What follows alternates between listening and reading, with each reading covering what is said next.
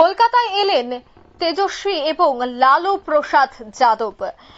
আরজেডির supremo Lalu প্রসাদ যাদব তিনি কলকাতায় এলেন, দমদম বিমানবন্দরে তিনি অবতরণ করেন এবং সেখানে থেকে তিনি সোজা চলে যান হাসপাতালে, কারণ কলকাতায় এক বেসরকারি হাসপাতালে জন্ম নিয়েছেন লালু যাদবের ছোট পুত্র তেজস্বী যাদবের পুত্র সন্তান। সদ্যজাত সেই সন্তানের ছবি নিচের এক স্যান্ডেলেও পোস্ট করেছেন তেজস্বী। আর সেই খবর পেয়ে তেজস্বীর পুত্রকে দেখতে আবার হাসপাতালে ছুটে যান পশ্চিমবঙ্গের মুখ্যমন্ত্রী মমতা বন্দ্যোপাধ্যায়। অর্থাৎ তেজস্বী যাদবের পুত্র সন্তানকে দেখতে একদিকে যখন লালু প্রসাদ যাদব বিহার থেকে ছুটে আসেন, ঠিক অন্যদিকে এই খবর পেয়ে বাংলার মুখ্যমন্ত্রী মমতা বন্দ্যোপাধ্যায় তিনিও যান হাসপাতালে সদ্যজাত শিশুটিকে দেখতে। কিন্তু সেই জায়গায় একটা প্রশ্ন থেকেই যায় যে যখন তেজস্বী প্রতাপ সংক্রান্ত একটি প্রশ্ন লালু প্রসাদ যাদবকে করা হয়, সেই প্রশ্ন সম্পূর্ণ এড়িয়ে গেছেন লালু প্রসাদ যাদব। সে বিষয়ে আমি আরো বিস্তারিত জানবো। টেলিফোন লাইনে যুক্ত হয়ে গেছে পশ্চিমবঙ্গ থেকে প্রতিনিধি শান্তনু পান। শান্তনু, দেখা করতে গেছেন, নিজের নাতিকে দেখা করতে এসেছেন লালু প্রসাদ যাদব, একেবারে স্বাভাবিক বিষয়, এবং মমতা বন্দ্যোপাধ্যায় সৌজন্যতার খাতিরে তিনিও দেখা করতে গেছেন। কিন্তু যখন লালু প্রসাদ যাদবকে তেজ প্রতাপ সংক্রান্ত এই প্রশ্নটি করা হয়, তিনি সম্পূর্ণ এড়িয়ে গেলেন। বিহারের রাজনীতি নিয়ে তিনি কোনো ধরনের মুখ খুলতে চাইলেন না। কি আপডেট রয়েছে এই মুহূর্তে এই বিষয়ে?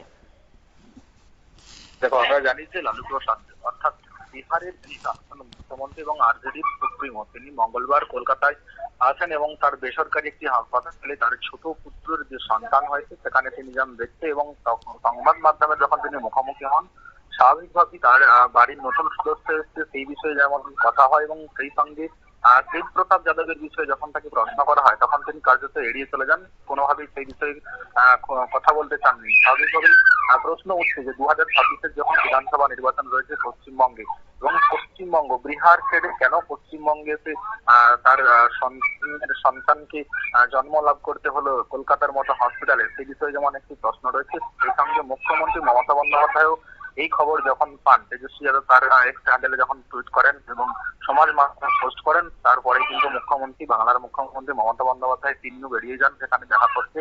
একটি বেসরকারি হাসপাতালে গিয়ে তার লালু প্রসাদ যাদবের নাতি তার সাথে যেমন দেখা করেন এবং সদ্যজাতের নতুন মুখ দেখেন। পাশাপাশি কিন্তু একটি বিষয় উঠে আসছে যে তাহলে কি সেখানে লালু প্রসাদ যাদবের সাথে কোনো বিষয়ে ভোট রাজনীতির কথা হতে পারে, কারণ বাংলার 2 থেকে 3টি জেলা রয়েছে যেগুলি বিহারকে কিন্তু সংলগ্ন। সেখানে বিহার থেকেও বেশ কিছু মানুষ উঠে এসে পশ্চিমবঙ্গে কিন্তু বসবাস করে।